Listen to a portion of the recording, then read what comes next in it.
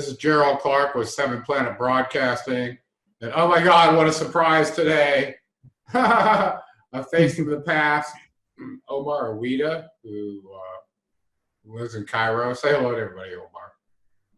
Hello, guys. Hello, Gerald. It's a pleasure to be with you. I'm so excited about this. Yeah, we've been talking about kind of merging some ideas. Omar gets the perspective of that part of the world a lot through his filter, which I don't. So it's really nice to stay in touch with Omar and exchange information.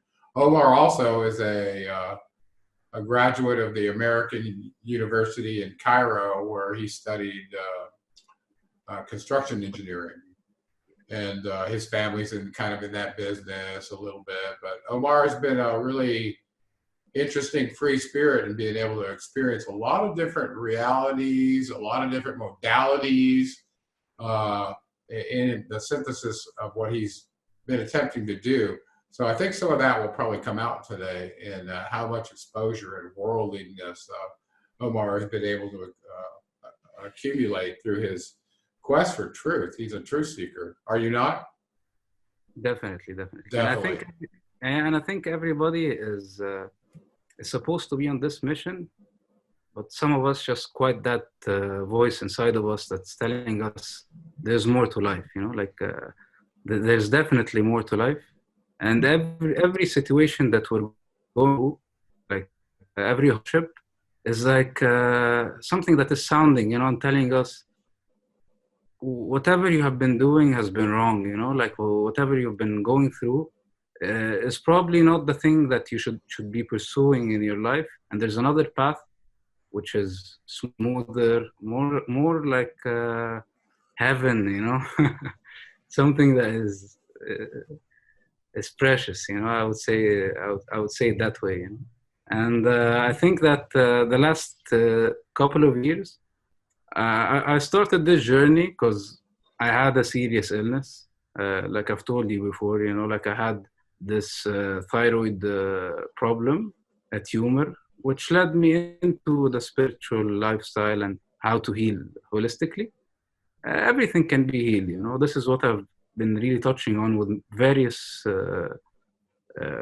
various diseases, and many people I've seen. They have been healing from every kind of disease there is, I've seen it, I've seen people healing in front of me. And at first I was surprised, I was like, no way, that guy wasn't on a wheelchair, and you see him now and he's walking, and everybody in town is wondering, how did this guy end up walking, things like that. Yeah. So in general, you ended up with a disease. You were a construction engineer. We're going to work for the family, build things, whatever.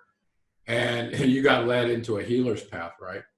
And it's taken you a lot of different places, including, I have to say, you came and studied structural integration with us in March of this last year.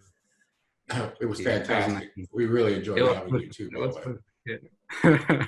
I loved it, the company, you and Krista, like the structural integration. I would definitely recommend anybody to go on this trip, and this is a tool that you will take on forever. I've been doing SI on myself. I've been doing it on people in my travels, and everybody is fond of the experience. And Mexico has been one of my best healing trips, and That's company. Fantastic. Yeah. That's really great. Yeah, we're doing it again. Is it April 20th to May 20th this year? Yeah, that's so. So we're only doing it once this year. We did it 3 times last year, and I think it wore us out just a little bit. So it's only once, this year. Yeah, that's the only one we're going to do so far. The hands-on one. Of course, the the online school is still available to anybody, and we've got a lot of people that are like, I'm doing a little product plug here right now in case you can't tell. The online school has been bolstered. I've just recently gone through all the testing to make sure everything is exactly right for the online test so that it produces your certificates. And the people like that have that are already a licensed massage therapist, if they wanted to add a certified structural integration element to their offering and they've already completed the anatomy and physiology, and usually in massage school they do for quite a period, right? Yeah. Then for as little as like $700, they can add the certification just using the online school. Totally worth it, the structural integration. And I really healed a lot of my issues. I've been to 2 trips this year after coming back from Mexico, inside of Egypt. And all I did on these trips was I did SI work, self-SI work on myself. And I really found out, I was holding so much tension in places that I haven't noticed, and I thought I was normal walking around. But when I go there and get acquainted with an area, Oh, I know. There's an old saying, and it's very simple. It's know thyself. And the extent to which you can know yourself is pretty crazy because the body's a very complex organism. And you can only know what you're allowed to know because what's got you by the back of the neck is what's keeping you from knowing, right? Whenever you got sleeping fascia and things like that, you can't know. So in the process of that waking up, you end up waking up to yourself, the different differentiation of your nervous system. So yeah, I'm glad it worked really well for you. I don't think I'd be sitting here in the state I'm in had I not found structural integration. Yeah. Serious. I mean, I had lots of issues going on. And so I really can empathize with people when they're going through their transition. Everything that you did to yourself, it's got to come out, right? Definitely. Nothing is ever, going to solve itself. We have to go there and solve it ourselves. Yes. And with this kind of information and this kind of power, you can do it for yourself somewhat. It's always good to have another set of eyes that can see what you can't see, or even the addition of their energy into that healing process of their energy different from yours adds a differentiation that helps. Yeah. Plus, everybody likes to get pampered sometimes, Sure. So, I had a couple of things on my list that we were going to talk about today. I'm going to try this little screen share.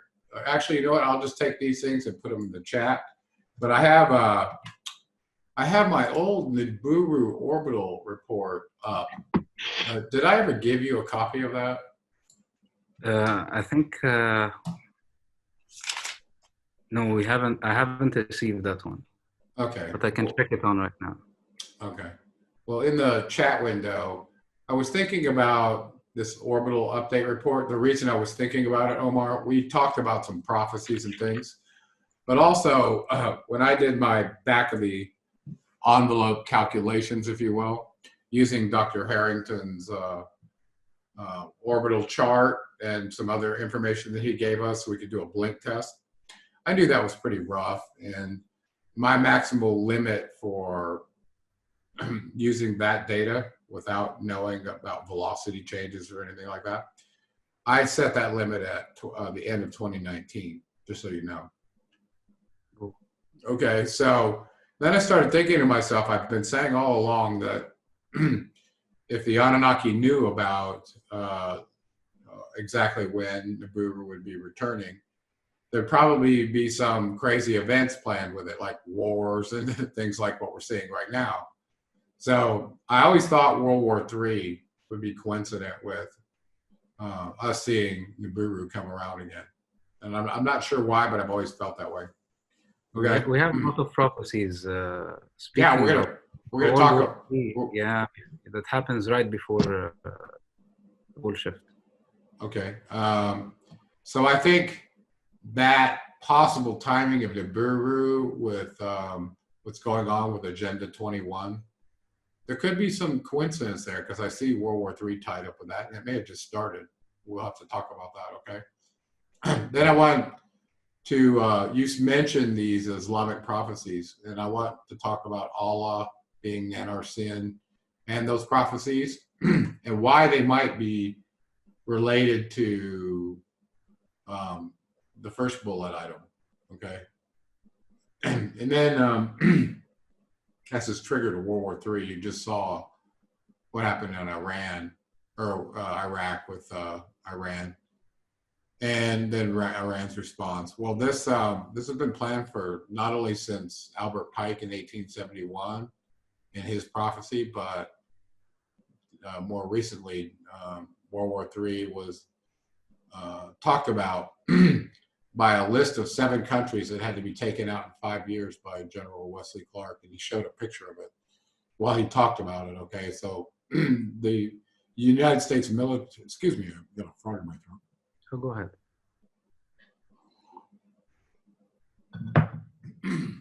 So the United States military has been queued up, knowing about going after Iran. It was country number 7 that was on the list for a very long time, and so those items, I think they're all kind of related in what we're gonna talk about today. So, do you want to start with this Nibiru update so you know where we left off? Yeah, sure. And then, okay. Okay, well, I'll try the screen share thing with you, okay? Because I got a table up here I want to show you. Let's see, there we go, screen share. Whoops. Okay, let's share this, and then let's try that. And tell me. Oh yeah, I can see it right now. Okay, so basically, just to make it real quick, this is the Nibiru orbital report that I did in like 2015. It was quite a while ago. Okay, and inside of here, I established the distance that Nibiru was away from our sun based on what Dr. Harrington said. It turned out to be 6.66 billion miles away, and I think this was in 1992, or yeah, 1992. Okay, and in the first listing he gave us in 1981, he gave us another 3.67. So we had 2 distances. We were able to do a blink test basically. Okay, and this gave us some years that we might possibly see Nibiru. Okay, and what it came down to is how fast the scalar was in this column. Can you see my mouse in that column? Yeah. So at a scalar of 1, the years to perihelion from that spot would be 132, and it would put you in that year, like that.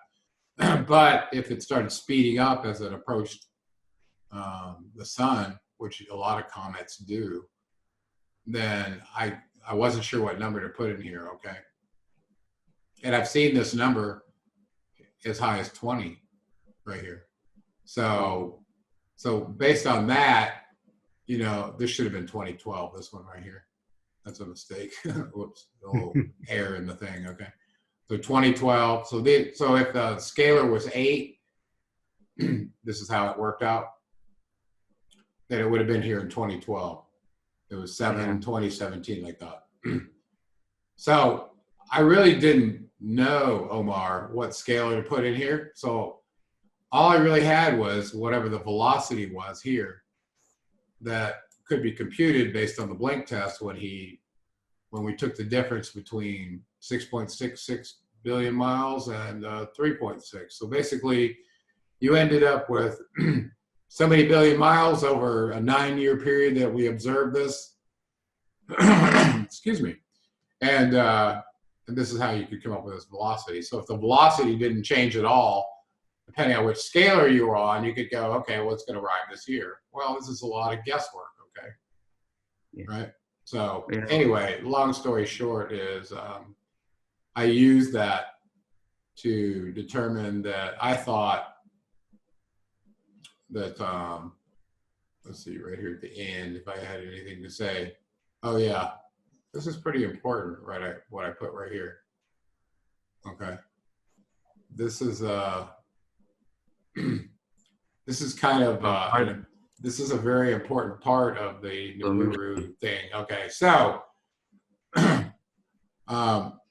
if it's the case that Nibiru is actually close, and I got to the end of my limit said, well, I couldn't possibly come faster than 2019, or that'd be the latest it could come if the velocity didn't change at all. But if the velocity were something other than what was given, then it could be a different time, or just the marginal amount of measurement error that I did in the interpolation from his map to what I came up with could have been enough to throw the calculation off. So I've never been really married to that calculation of the end of 2019. But if you look at what's going on with Agenda 21, which I believe is the activity that's controlling when the New World Order is going to announce itself. And this is an economic order too, as well. So you can see that happening, bubbling in the background right now as well. So what I believe that's a very definitive limit. And I think between now and then, something's going to happen that dwindles the amount of people that resist the New World Order, because if that's when they're announcing it, which is what's been written and prophesied. So, so I have all this heavy stuff on my head while I'm bringing Omar in to go through it with me. But I think we're going to end up probably ending on this last part that I'm showing right here relative to what Marduk's plans are and how this is all unfolding. I'm going to unshare this now, okay? Stop share. Yeah. Concerning like the speed of Nibiru, like I've just discovered this Chilean astronomer who was really famous in his time. His name is not on the top of my head, but what he was saying was that the speed of Nibiru would be decreasing and increasing throughout its journey to our solar system, which could compound to why there are like speed differences that you have noticed, you know, like we can't really determine when it's happening. We don't know the acceleration, but even this guy says that it could be decelerating at certain areas and then accelerating back again, which was quite interesting to hear. But what this guy was really famous for was he predicted the 3 earthquakes in Chile by the day, you know, and by the time.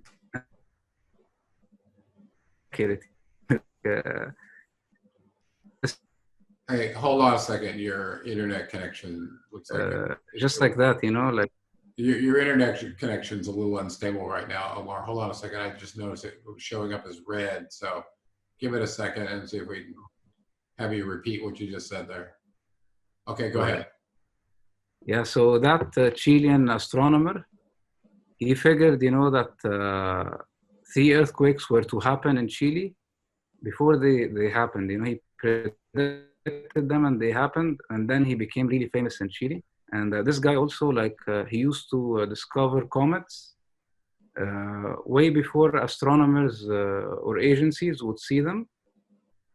And the European agency had to change how they name comets, because this guy would discover comets before they were seen, you know, and like they didn't know, should we name it by that guy or should we name it by the person who first saw it, you know, visually.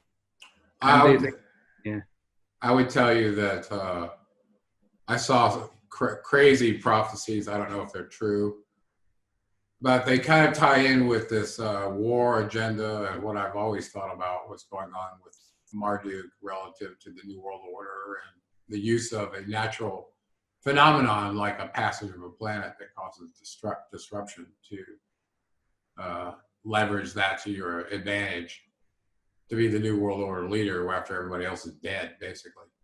So I guess imagine Nibiru were to enter. So my prediction was they would enter perihelion by the end of 2019 if the velocity didn't change. So maybe it changed a little bit.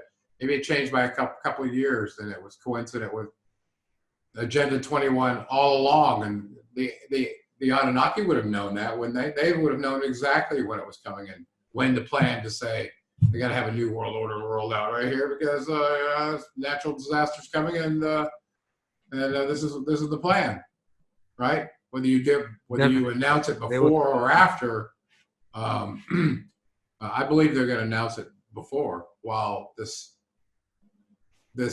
planet of theirs of crossing is in our sky, which kind of snuck up on us that we didn't know about. So I think it could be very close, or it's already gone by, one or the other. I think it's still very close. You know, I think like all the weather events are escalating. Volcanoes, floods, fires. You know, Australia has been going through some crazy stuff the past couple of months. Yeah, I've been seeing that. It's definitely, it looks apocalyptic. You know what's happening over there, and looking at like even our surroundings. You know, in the Middle East, they've been going through floods, and this isn't normal to an area like the Middle East. You know, like Israel just went through like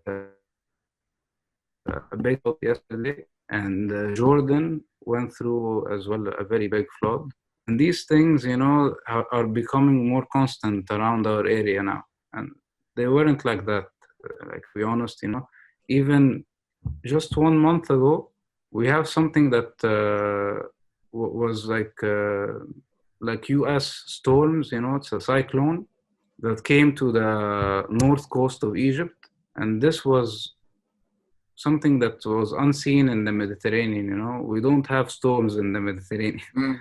And all of a sudden, you know, there is something that's like a cyclone, you know. So you're definitely feeling and seeing earth changes at least in your region, that are leading you to believe that something is changing. Hey, I think we're going to do some more of that. And Nibiru could very well be on its way. Before we do that, can we go back and talk about what your thoughts are about Ningshita Thoth, Allah as Nanar Sin, and then the Islamic prophecies and how they might relate to those two actually being, you know, related, right? Yeah, definitely. We have a lot of stuff about Nibiru and Islamic prophecy-wise.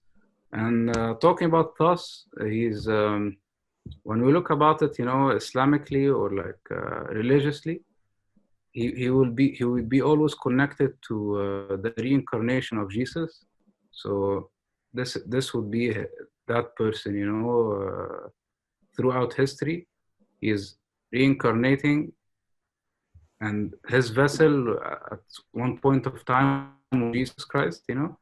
And Thoth is supposed to be like in ancient Egyptian times, they said that one of his reincarnation was like Horus, you know, like and as well. So it's always someone who was very prominent at his time. You know, he changed the world, and he was very respected. You know, everybody respected this soul. You know, it wasn't like a dark emperor or a dark ruler. It was the total opposite.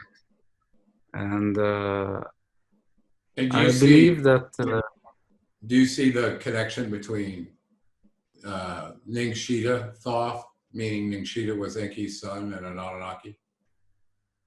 I think we have talked about this when we were in Mexico, and when we looked at it, you know, yes, like I figured, you know, like there could be a resemblance.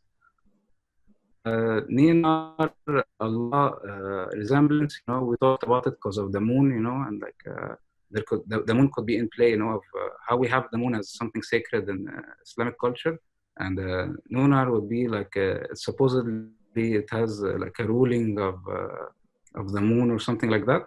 Is that true? Well, are we talking about Allah as Nanar Sin?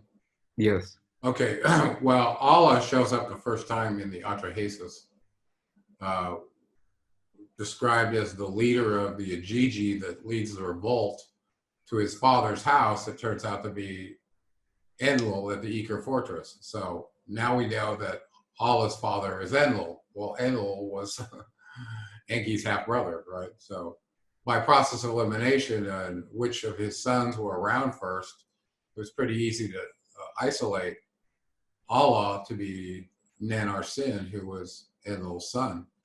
And also, he he shows up in the Sumerian record as being appointed as a dynastic ruler, a king in the city of Ur, at least the second dynasty. I can't remember who ran the first dynasty, but he ran more than one kingdom. So so we know this Allah Nanar character was a king as well.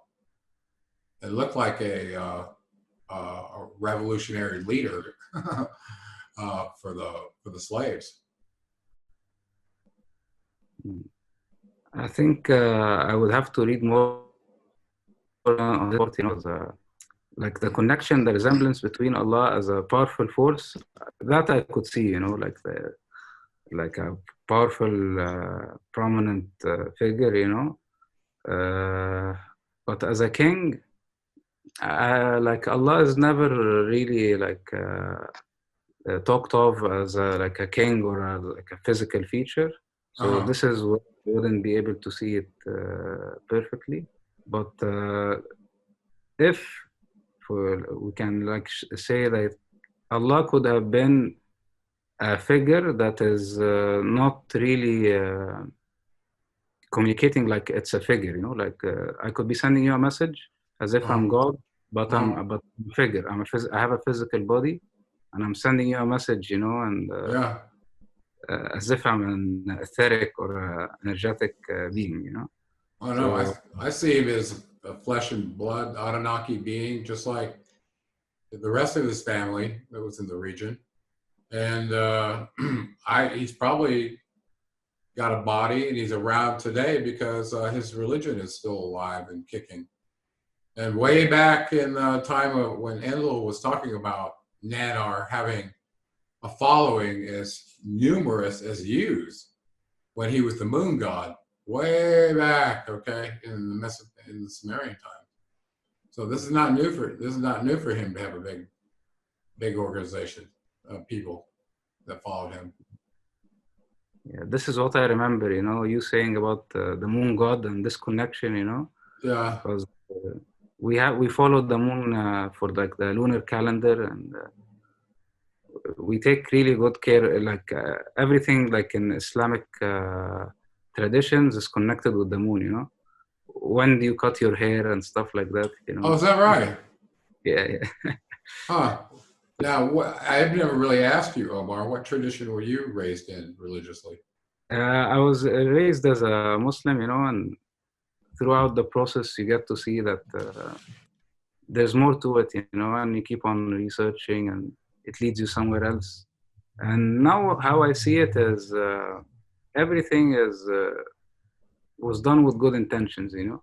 Like this is how I see religion, that they were all sent out there with good intentions, good messages, but some of them got hijacked and the messages were played around with. And what I say to people now is like, yes, these texts have very good messages, you know, and up till this day. But the most important messages and truth are within us, you know. Like when I sit and meditate, this is where I really connect with God, you know, and what I call the universal consciousness.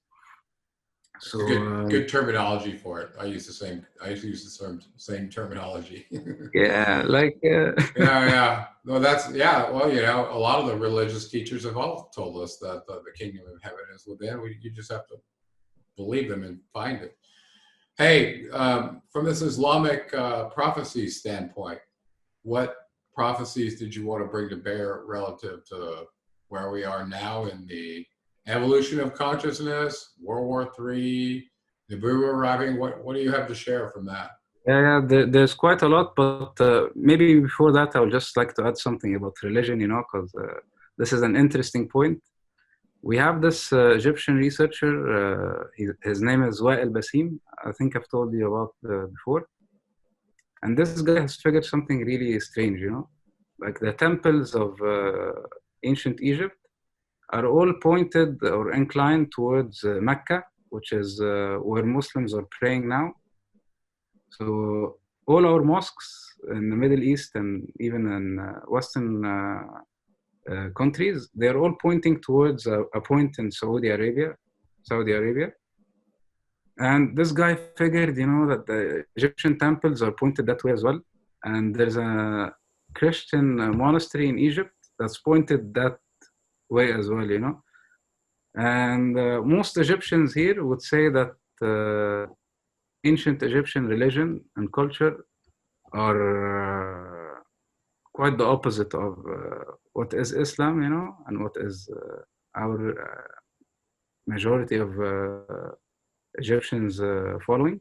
But this guy is connecting all religion, all ancient civilizations, and telling us there's only but one God. There's no various gods, you know, there's only one creator of all this. And the concept of oneness has been all around, but it has been getting tarnished all along, and people have been dividing us and making people think, you know, these are Christians and Jews and Muslims, and they all have been trying to reach the same thing, you know, just where is the creator, you know, and he's out there, you know, he's everywhere.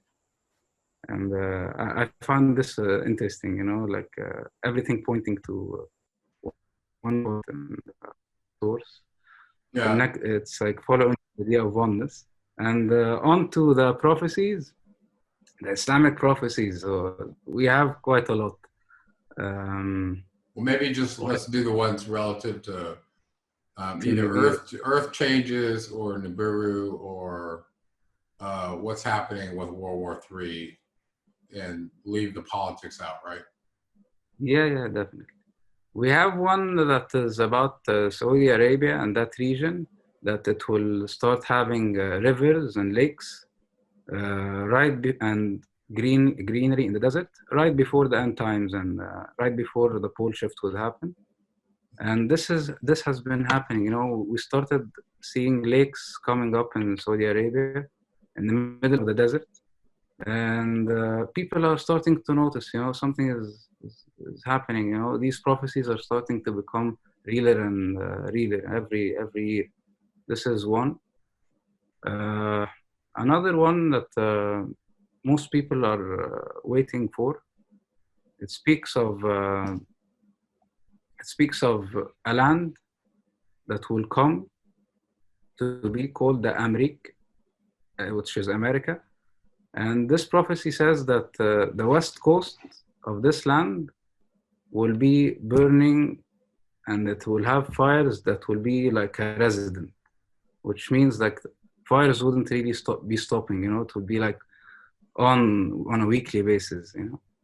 And this is starting to show up, you know, in California. You know, the fires have been becoming more severe every year, you know, like 2019 was the biggest Cali fire ever.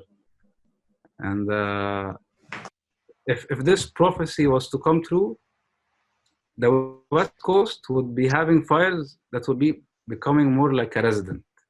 So people are on the look for that. This same prophecy is saying that the time right before the shift would be a time where humanity would have agreed that like homosexuality is a norm, and this has happened the last 20 years. You know, it has been quite the norm now. That was a prophecy that somehow coincident with the pole shift, homosexuality would become the norm. It's written as part. This is like a paragraph. It's a whole paragraph of prophecy by the same person. And what's the connection? What's the connection with the?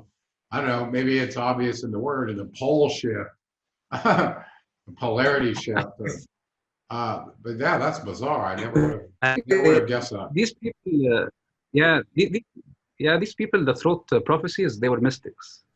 like they could very easily like see the future and stuff like that. They weren't normal like people like of today, you know. They were very spiritual and they were mystical.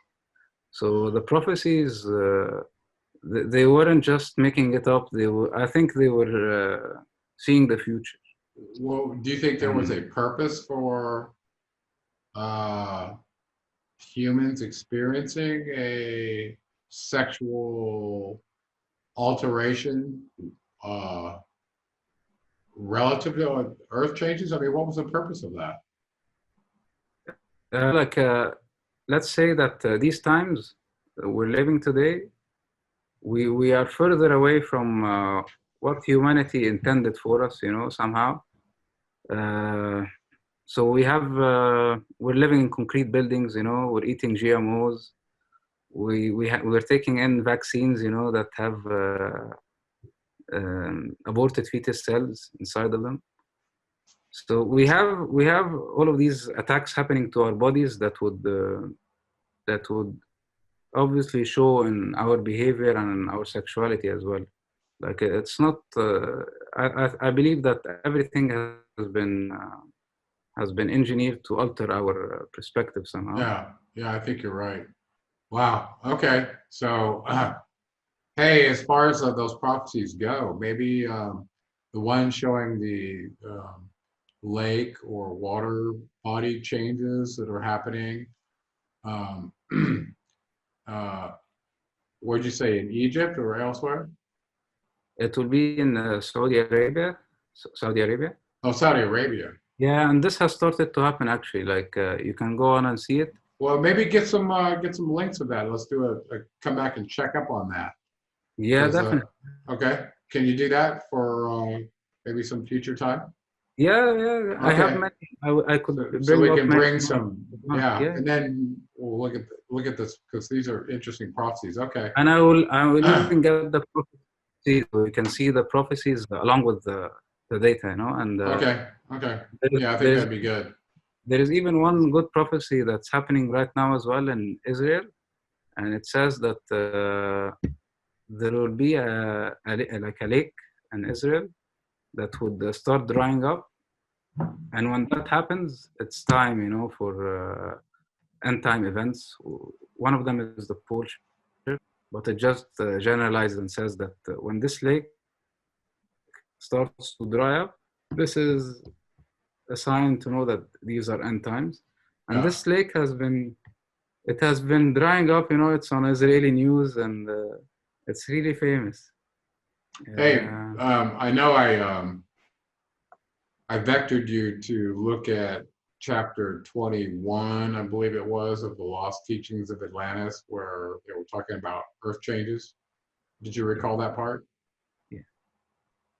I think that book, you know, it was very interesting. Like I loved it. I've been telling my friends about it. You know, like go read this. You know. It's a crazy good book, Yeah. crazy good book, the whole thing. Anyway, well, I noticed that Omar was starting to pay close attention to Earth changes. And as a healer, he's probably pretty sensitive to energy changes as well.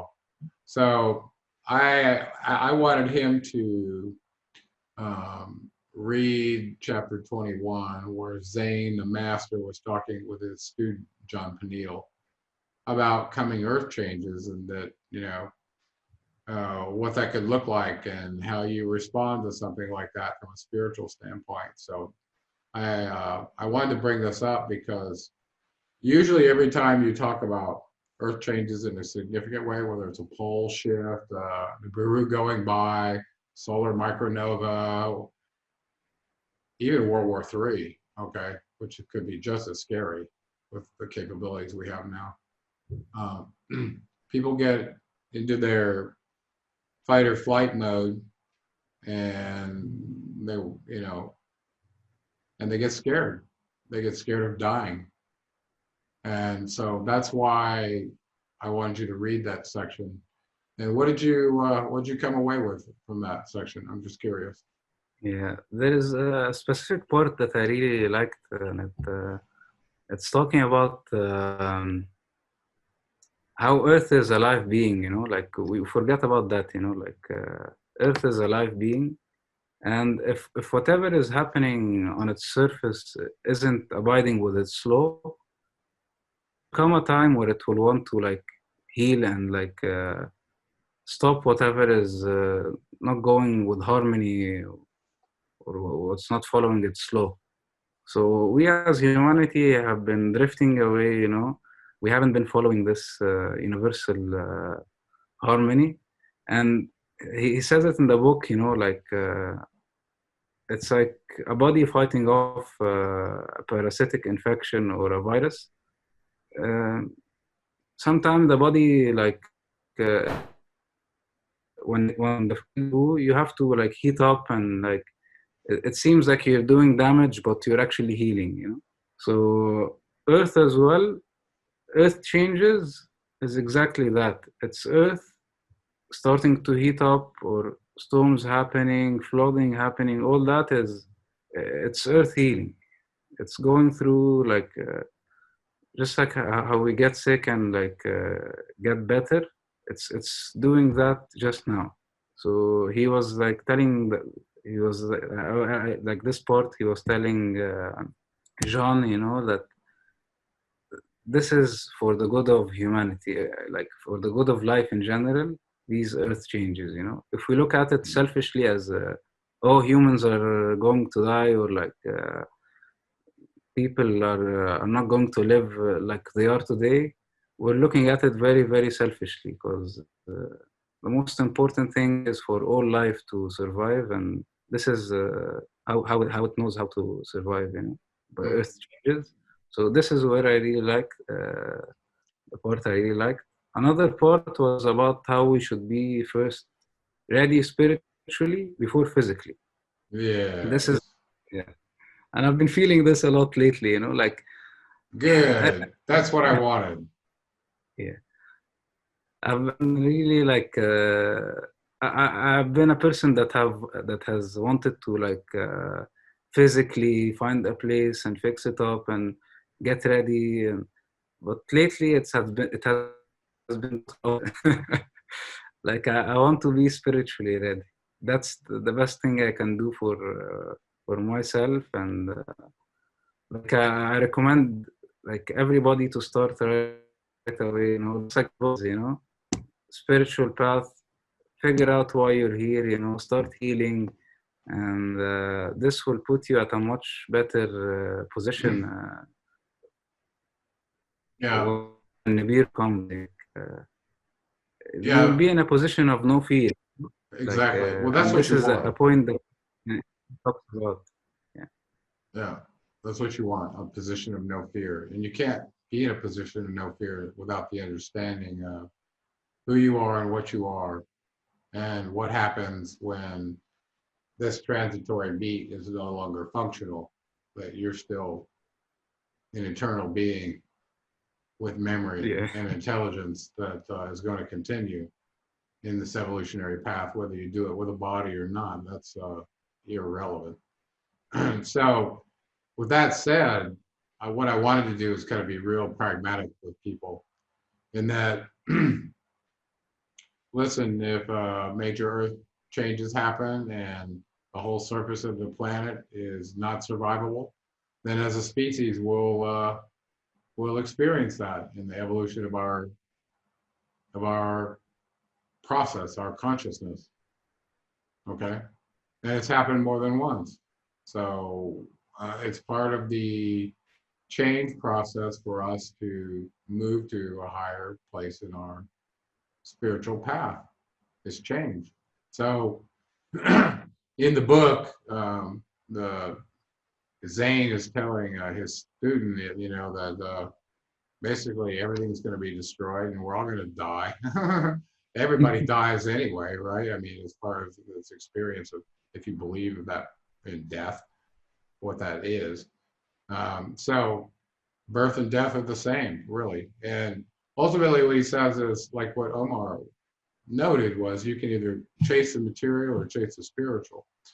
And as far as the spiritual goes, it means being okay with any time of the day or night that this could go away and not being concerned about it because of your perspective of being an eternal being. Okay, this is not what you worship or worry about. This is just transitory. Okay, so if you know that, and you're sitting in a village, and I'll just be real, and you're a little too close to the coast, you should have moved away from the coast. You know you're going to get flooded because you live near the coast, and you know something happens, and there's a wall of water coming that's a couple miles high, and you know you're going to get doused, and it's going to be all over for you and everyone else. At that point, this is where the fight or flight comes in, right? Maybe you're high up on the mountain where you can see it happening to other people for about 30 minutes before it ever even gets to you, right? And so you got this time to flee, right? To get in your to get in your helicopter and go someplace else or whatever, okay?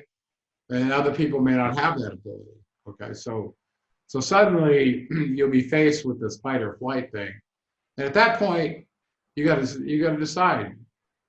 And what John tells us, or what Zane tells his student is, first and foremost, if you haven't found universal consciousness, wherever you are, wherever you're sitting, wherever you're lying, standing, when all of this starts happening, then it's too late to go running someplace and trying to save your selfish self.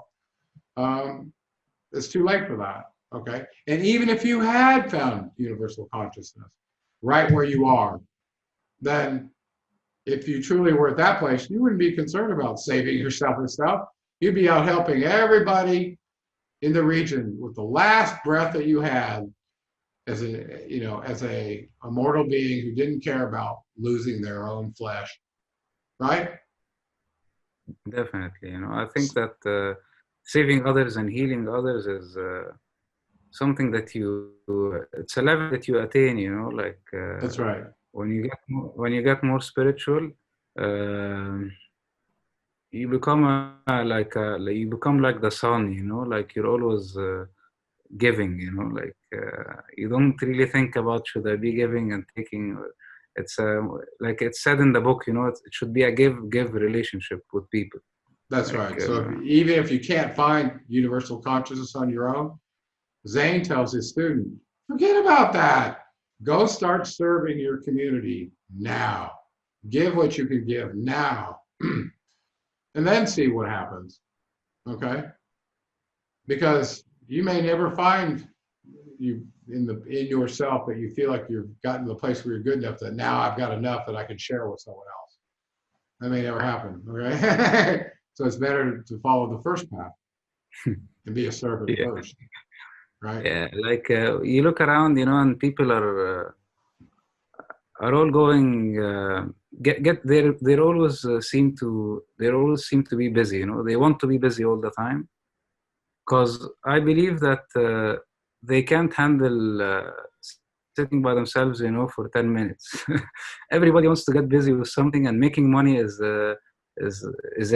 Like we have to be busy making money 24/7, or else we would be sitting with ourselves for like 20 minutes in stillness and noticing, what the hell have I been doing, Yeah, Krista just put together a video about formulating positive habits that involve everything from, I don't know, doing yoga, meditating, affirmations, all those kind of things, and making that part of your day too, because you're right. If left to our own, in our fear of not being able to get enough so that we can pay our rent and all that kind of stuff in the material world, we'll spend all our time occupied doing that, won't we? Definitely, and that fear generates an energy that is doing exactly the opposite of what like it's doing exactly the opposite. It's fueling us not reaching abundance. When we keep on thinking and vibrating that I wouldn't be able to pay the rent, I wouldn't be able to do that. That is seen like you don't trust universal consciousness to see about your life, and then in return, it does exactly what you're fearing, you know, like it makes you less abundant, it makes you attract trouble financially, and it's a cycle that I think we have been manipulated into by government, you know.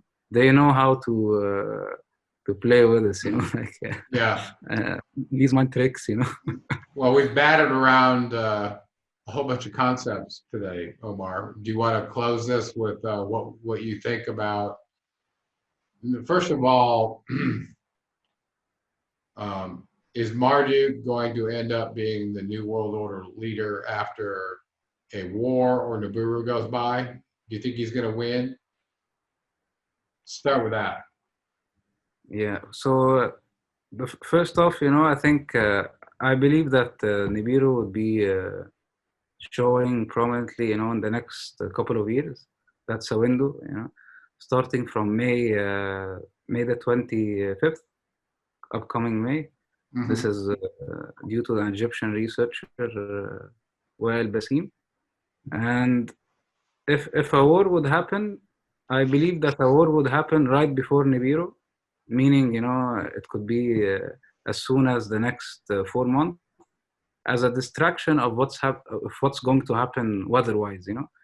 Like, for example, if I have a song playing and you play another song with a higher volume, people, like, you would have a hard time listening to what I'm playing, you know.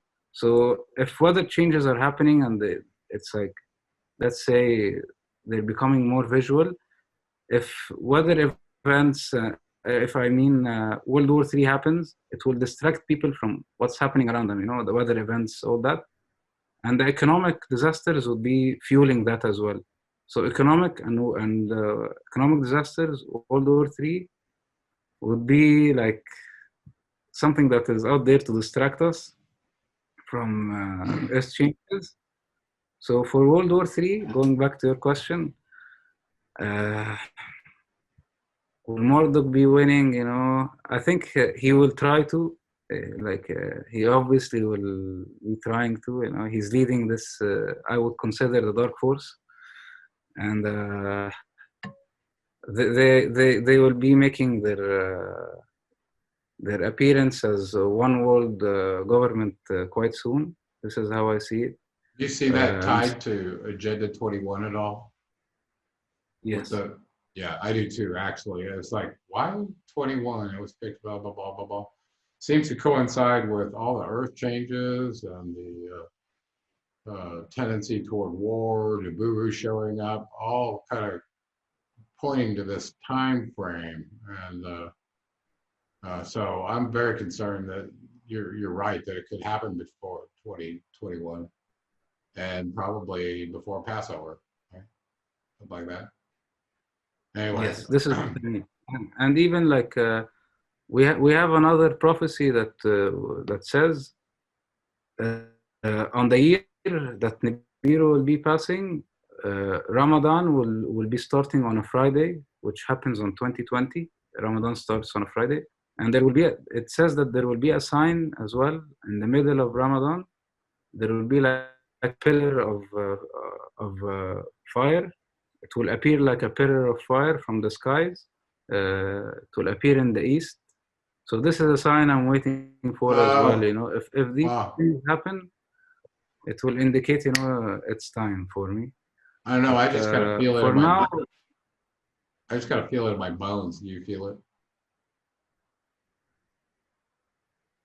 I've been feeling just energetically that this is bound to happen for a while. You know, like.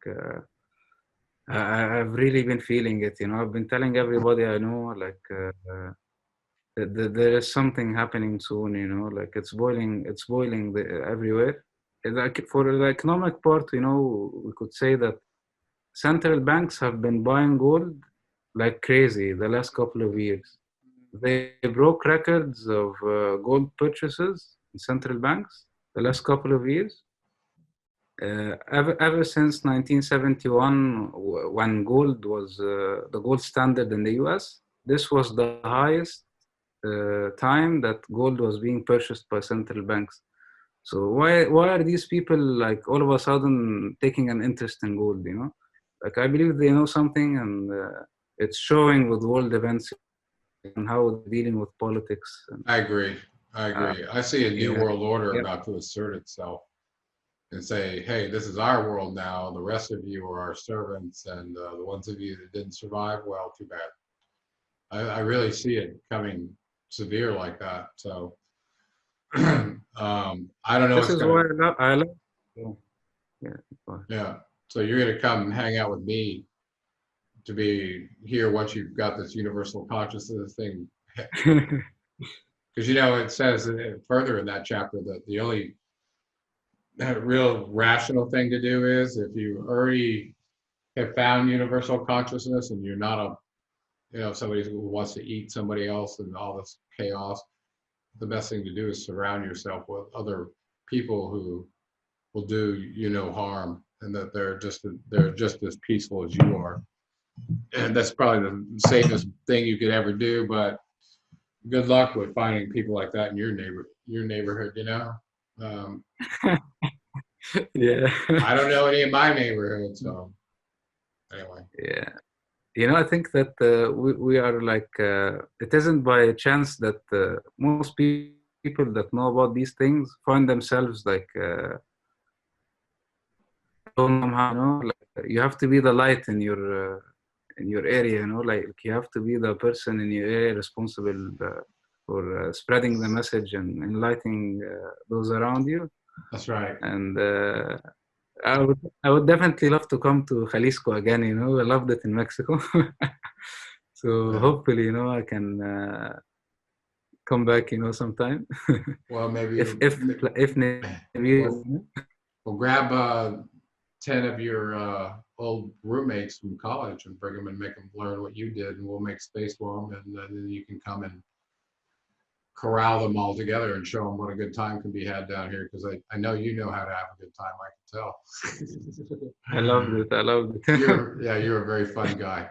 All right, well, listen, Omar, I think we'll close it out for now, but I'm glad we got a chance to talk about this, and that we were able to close it talking about seeking universal consciousness, not seeking shelter to save your selfish self from destruction, okay, from whatever's coming on the earth, whether it's war or change or earth cleansing itself, you just never know.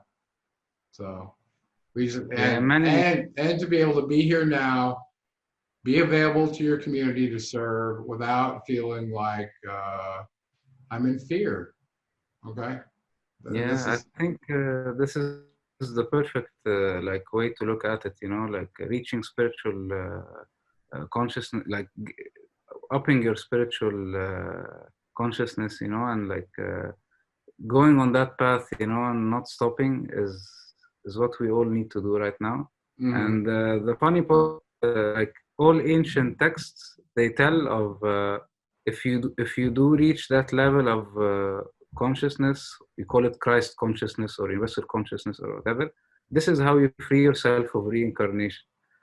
So it's quite an interesting. It was in the book as well in the Lost Teachings. Yeah, the Lost Teachings of Atlantis. If you really have time, maybe read the whole 6-volume series called The Masters of the Far East, if you haven't had a chance to read that. But some of the history there coincides well with the Lost Teachings of Atlantis history and the relationships with Isis and Osiris and the ancient Atlanteans, and how that filtered through all this culture, including the school, the Lost Teachings of Atlantis, that was founded by Thoth and later headed by Jesus, who they said was his final incarnation. Okay, probably before Babaji, right? Oh, yeah. Or Babaji. That's how you say. So. Babaji, yeah. Babaji, okay. Well, listen, blessings, brother. It's been really great to talk to you, and let's do it again. Maybe we'll do another one when you go get some of that data to show those terrain changes. Yeah, definitely. A lot, yeah. And there's a lot of stuff. So we can do some of these prophecies back and forth between your region and ours, and keep this channel of information flowing between Egypt and at least Mexico. Okay. Yeah, definitely, definitely. Would love that. Okay. All right. I'm gonna shut Pleasure up. to talk with you. Okay. Thank you.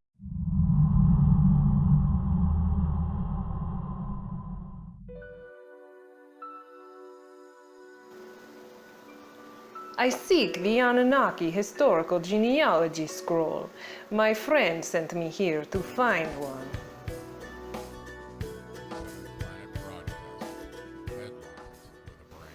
Boss, we have a visitor.